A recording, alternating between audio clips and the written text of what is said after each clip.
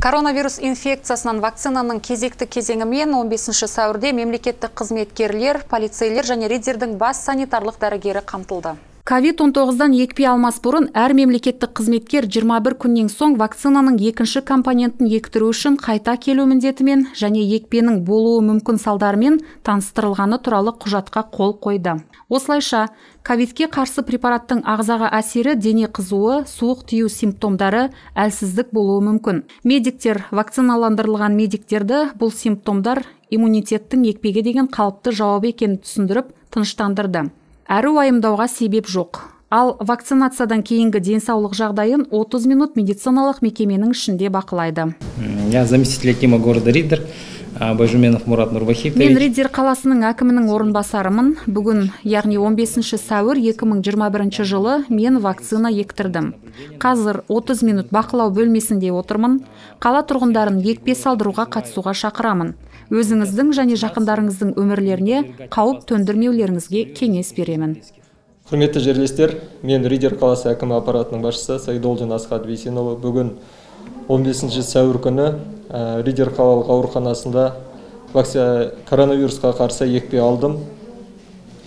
Қазіргі кезде бақылау комнатасындамын. Өзімді жақсы түсінемін, ешқандай кері әсерін сезінген жоқпын.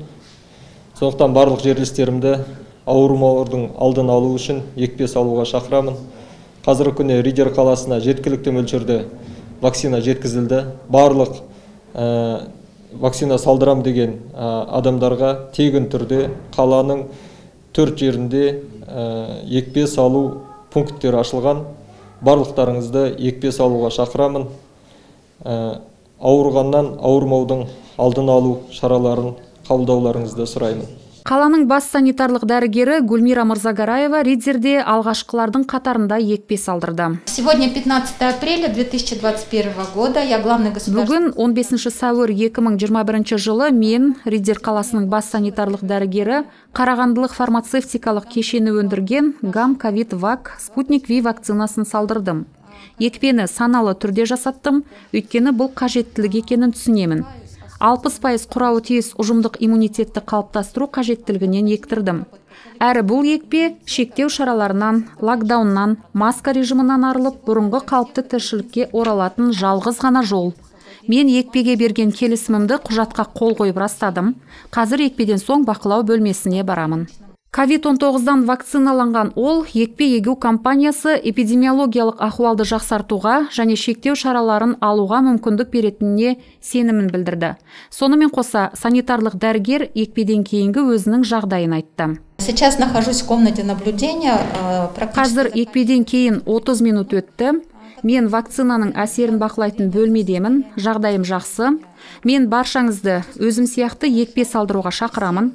Тұрғындар емдеу мекемесіне, яғни Риддерлік қалалық ауруханасына жүгіне алады, ал Казцинк жауапкершілігі шектеулі серіктестігі кәсіпорындарында жұмыс істейтіндер амбулаториялық орталығына және кәсіпорынның аумағында орналасқан денсаулық пунктілеріне жүгіне алады.